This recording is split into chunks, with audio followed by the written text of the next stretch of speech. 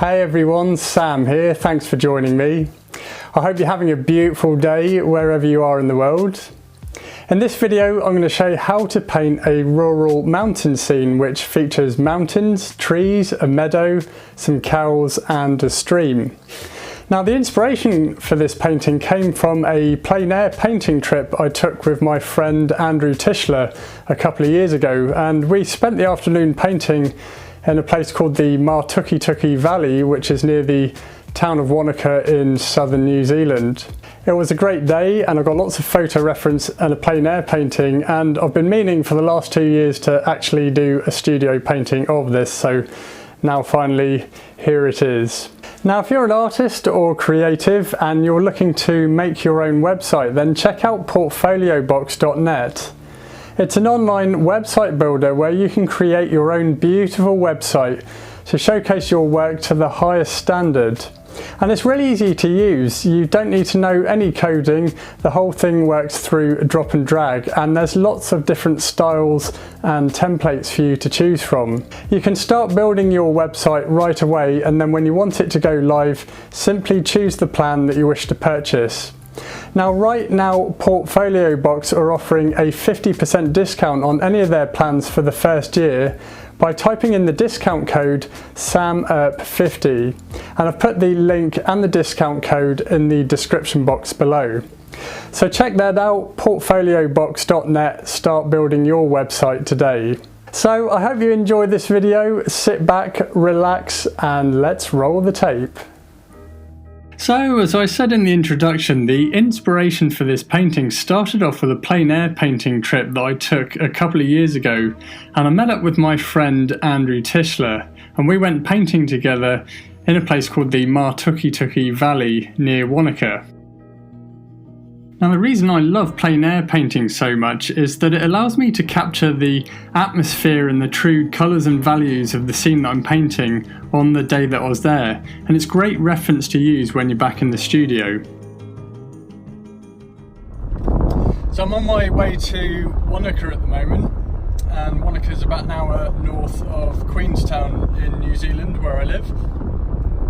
And I've got my paints in the back and I'm meeting my good friend Andrew Tischler, so we're going to go out painting outdoors. You can see these are typical South Island New Zealand roads here, very twisty and turny, but beautiful day, beautiful scenery. There's just an endless amount of things to paint here.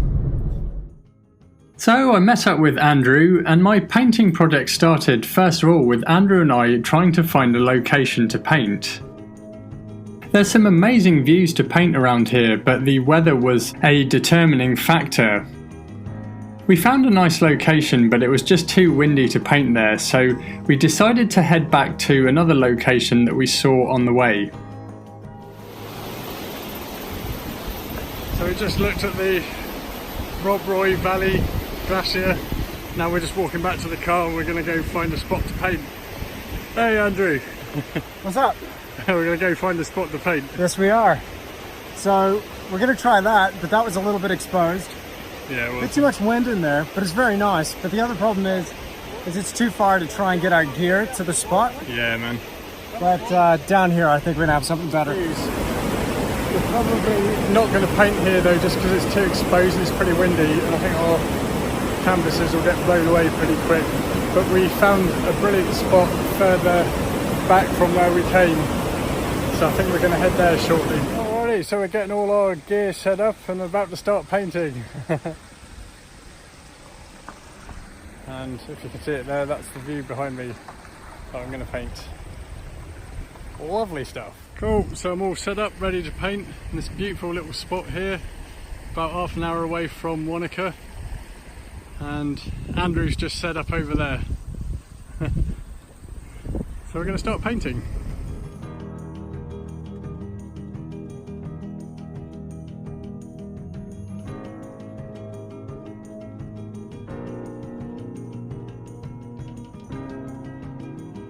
Cool, mate. That's looking awesome. Oh, thank you. I had fun. That's the main thing. Yeah, for sure, man. I wasn't really feeling it to begin with, nor here at the end, but I had fun. You know, I got a good idea to take back to the studio, so that's the main thing, right? Ah, that's awesome, mate. It's been a splendid day painting here. And all the cows that have turned up to watch us paint. So if you've not yet seen it, check out my friend Andrew Tischler's YouTube channel. He's got tons of painting tutorial videos on there, including a video where he took his plein air painting from our painting trip and added more detail to it in the studio, and it's a really enjoyable video, and I've put a link in the description below, so check that out.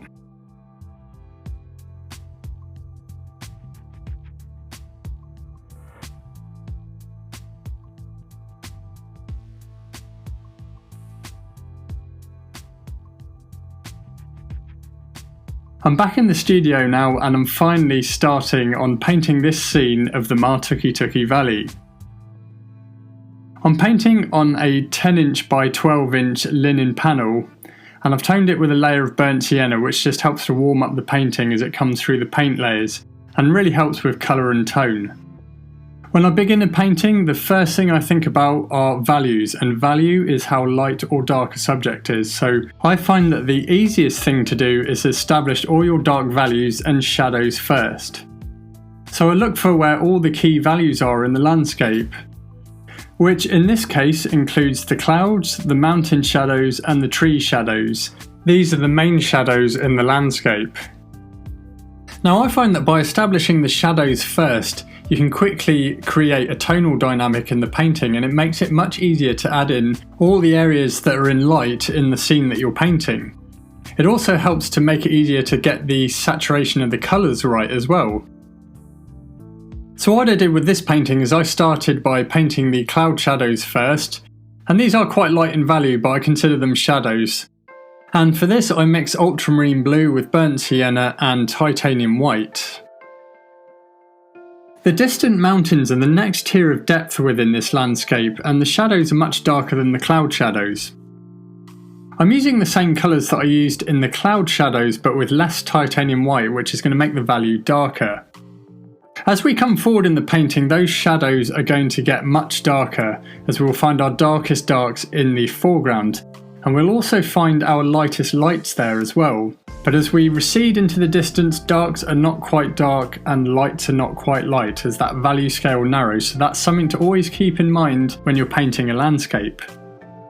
When I come to paint the tree shadows in the foreground, I'm using a much darker tone here, and it's a mix of ultramarine blue with some yellow oxide. Now yellow oxide is an earth colour, and you can actually also use yellow ochre instead, but it gives that mix a green cast to it. Now trees are some of the darkest values you're likely to find in the landscape, whereas the sky and clouds are often much lighter and are some of the lightest values that you'll find. Once I've marked out all the main shadows within the painting, I then go back to the furthest zone in the landscape, which is the sky and clouds, and I begin painting some of those cloud highlights. And for this I'm using a mix of titanium white with a little burnt sienna, which is going to mix in nicely with those cloud shadows. Following that I paint the sky, and this is also quite a light value colour you'll find in the landscape, and I've kept the mix simple with just ultramarine blue and titanium white. Ultramarine blue has a red undertone to the colour, so it's really good for painting skies, and it's actually one of the colours I use most in my paintings. And by doing this it helps to keep my colours much more cohesive and tie all the zones in my paintings together. Paintings are more harmonious when they contain common colours, and this is often why limited palettes are very effective in paintings. For the vegetation on those background mountains, I mix a desaturated green with a combination of ultramarine blue, a little yellow oxide, some quinacridone magenta and titanium white. I need to keep this colour desaturated so it sits back in the landscape. I'm using my most saturated colours for the trees and the grass in the midground and foreground, and I start painting the areas of the tree canopies that are in the full sunlight. I start with a mix of yellow oxide, ultramarine blue and then some cadmium yellow to increase the saturation. Then I adjust the whole mixture, including the saturation of the colour and the value, by mixing in either quinacridone magenta, burnt sienna, titanium white and even phthalo green. For the grass in the foreground, I start with these same colours but introduce a lot more titanium white into the mix, as well as yellow oxide and quinacridone magenta to help create that straw colour. Quinacridone magenta is a very useful colour in painting landscapes. It's a bright bluish red colour and great for desaturating greens. The reason being is that red is opposite to green on the colour wheel, so when the two are combined, they knock each other back. As I'm blocking in my painting, I'm mainly using larger brushes to create loose gestural brush marks, and this is going to help give the artwork a painterly feel. There's going to be plenty of time later to add detail to it. So at this stage, I'm not worried about detail at all. I paint the stream next, which is mostly reflecting the sky, and then I mark in the basic shape of the cows. The cows are also some of the darkest values in the painting, and it's a mix of ultramarine blue with some burnt sienna. Now, I consider the blocking in stage of the painting one of the most important parts because it sets the whole foundation for the painting. So this is where you want to check that your values and your colours are all working. Once I'm happy with my painting, I allow it to dry and then I can start adding detail to it. Now it's dry, I begin to start adding more detail to the clouds, painting in some of those cloud highlights and adding more definition to the cloud shadows. When it comes to painting the shadows in the background mountain, I felt that it was coming forward a little bit too much in the painting and that I needed to push it back. So I used the same colours as before, but then just mixed in a little bit more titanium white to make the value lighter, which then makes the mountain sit back further in the landscape. Once I'd worked on the background, I then spent time painting the trees in the midground, particularly the large black poplar tree, which is one of the largest trees in the painting. When it comes to painting trees, I normally work on them over a few sessions and just gradually build up the detail within them. My brushes and marks also start getting smaller and finer. I use the same colour mix that I used in the blocking in stage, which was a mix of yellow oxide with ultramarine blue, cadmium yellow, and then also titanium white and quinacridone magenta. But I've made the value a little bit lighter than the previous layer, and I'm using a number 3 filbert brush to start building up texture and defining the foliage within the tree. I think filbert brushes are really useful for landscape painting because that rounded edge allows you to create some finer detail, or you can also use the broad end of the brush for larger brush marks. So I start building up the texture in the tree with smaller marks compared with the large blocks of colour that I used in the blocking in stage. As I start to build up the form and structure within the tree's canopy, you can already see how I'm going a bit more sparingly with the highlights, and I'll be adding further highlights later on in the painting. The colours for the grass is a variation of the colours that I used in the tree canopies, but with much more titanium white. Keep in mind that grass is some of the lighter values that you'll find in the landscape, and much lighter than the trees. So we need to keep this in mind so that the trees stand out.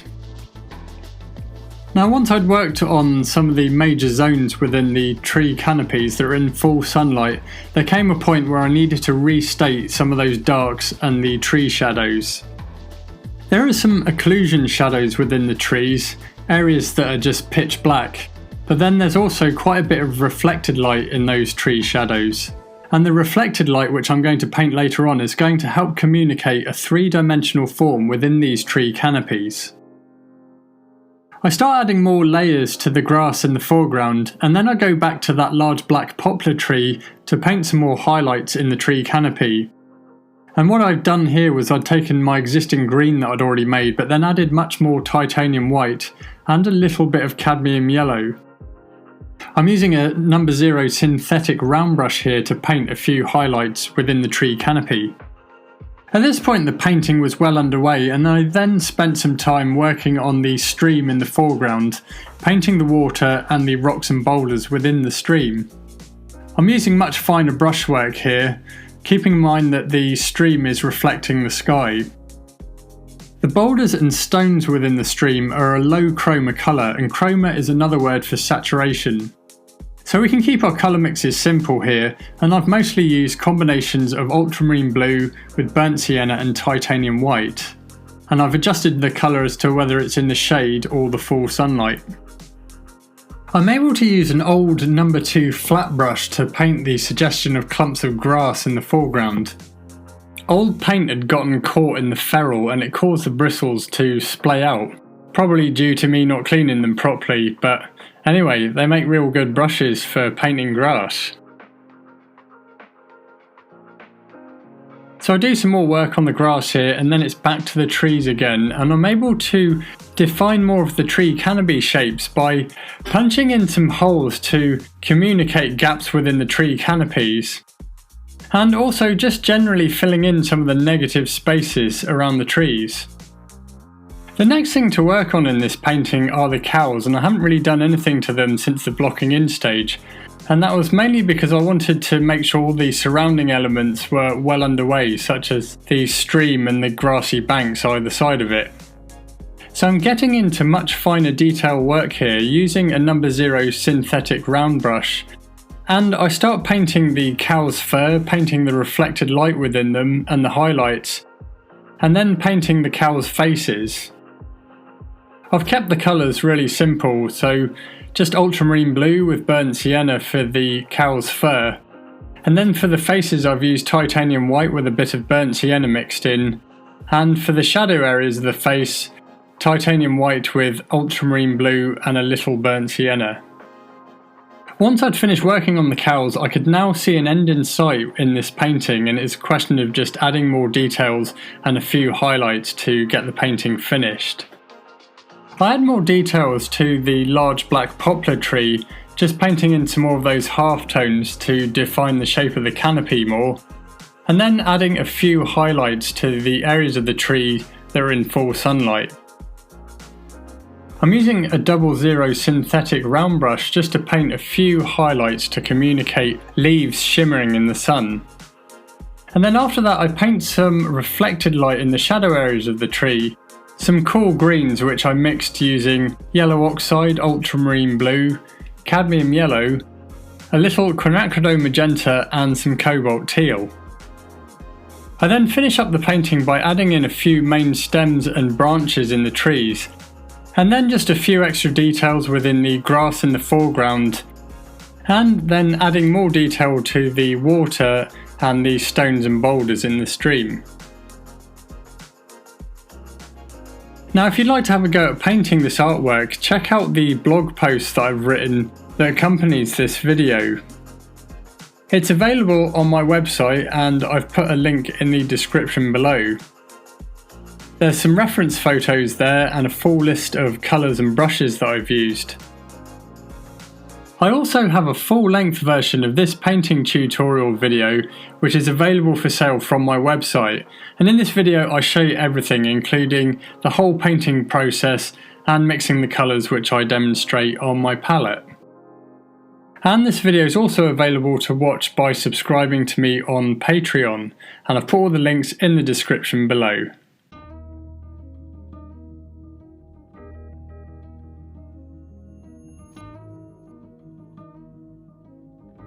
Thanks for watching. I hope you enjoyed this video, and if you did, be sure to give it a like and subscribe to my channel. Also, feel free to leave me a comment in the comments section below. Now, if you'd like to learn more about painting, then check out the painting resources I have on my website at samuelerb.com. I have lots of free written painting tutorials that you can paint along with, and I provide reference photos that you can copy and use. I also have full-length painting tutorial videos for sale from my website, including the painting that's featured in this YouTube video. Now you can also get instant access to all of my painting tutorial videos by subscribing to me on Patreon for just $5 a month. As I say, you get instant access to all of my full-length painting tutorial videos and a new video every month, all for $5 a month. And I've put the links to those two websites in the description below. Now if you'd like to see what artworks I'm currently working on at the moment, then you can follow me on Instagram and Facebook, and also my other website, samuelerpfineart.com. Now this website I made just to showcase my paintings, and it was built on the Portfolio Box platform. So if you're looking to make your own website, then check out portfoliobox.net, and right now they're offering a 50% discount for the first year on any of their plans, simply by typing in the discount code SAMERP50, and I've put all the links in the description below. Anyway, I hope you enjoyed this video. Thanks for watching, have a beautiful day, and I shall see you in the next video.